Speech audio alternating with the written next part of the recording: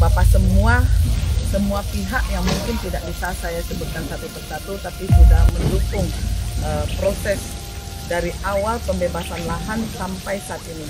Karena ini proses yang sangat panjang ya, puluhan tahun ya, maka kita lihat saat ini ya, mudah-mudahan diwujudkan pada tanggal 24 Januari. Terima kasih, salam sehat, salam bahagia.